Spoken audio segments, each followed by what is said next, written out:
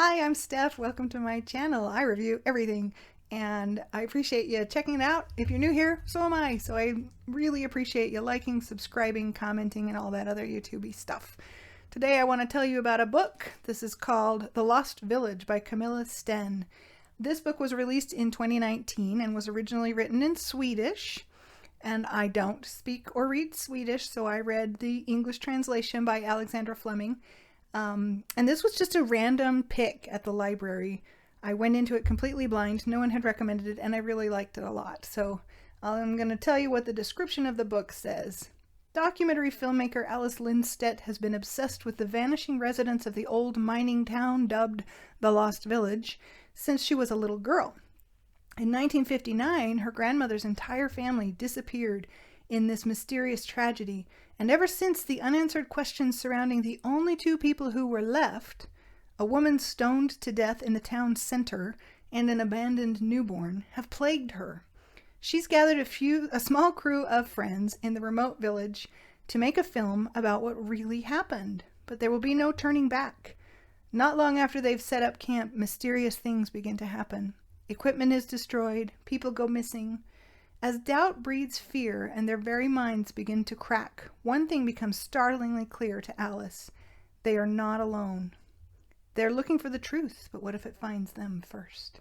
So it sets it up as this good little spooky mystery. One thing I really liked about this book is how descriptive it is. It's really easy to picture this little abandoned mining town in this forest in the mountains, both in the flashbacks and in the modern story. There's a lake, a forest, the mine, the church, the school, and the little houses. It's atmospheric and creepy and really fascinating. So as the book begins, it is 1959, and the police enter the village of Silvertjärn to find it completely abandoned. The only signs of life are the corpse of the woman who was stoned in the town center and the cries of a newborn infant that was abandoned in the school building.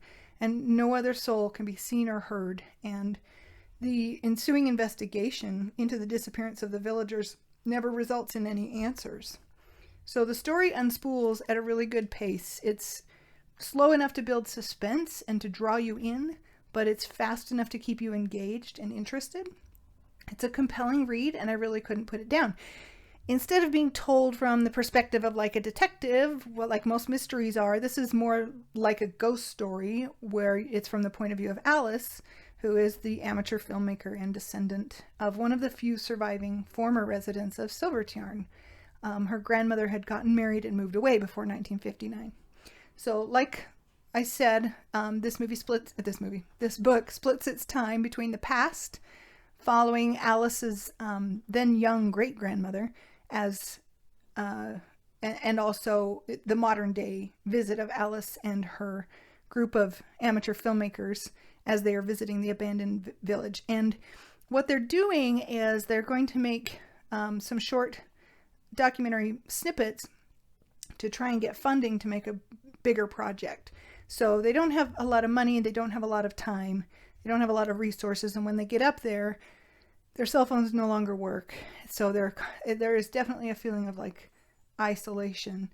As they begin to explore the village, mysterious and spooky and dangerous things start to happen, including injuries, damaged equipment. They begin to kind of bicker between themselves a bit as they try to figure out what's going on. A few people see a figure lurking in the shadows, but they can't decide whether it was someone from their party or not. They're being watched, and inexplicable things start to happen to the group, and eventually things escalate and turn deadly. And this is all set against the backdrop of this cold Scandinavian autumn. There's the eerie quiet of the abandoned village in the forest. There's the weight of the history of the place, the danger of being isolated without cell phone service or a way out, the tension of only having like a short number of days to accomplish their goals, and then the possible paranormal presence and the slowly building dread and fear are all layered really well to keep you turning pages. I especially liked the flashbacks to 1959.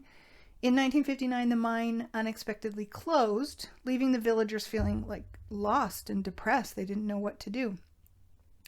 And then a new pastor comes to town. He's called Matthias, and he absolutely mesmerizes the congregation.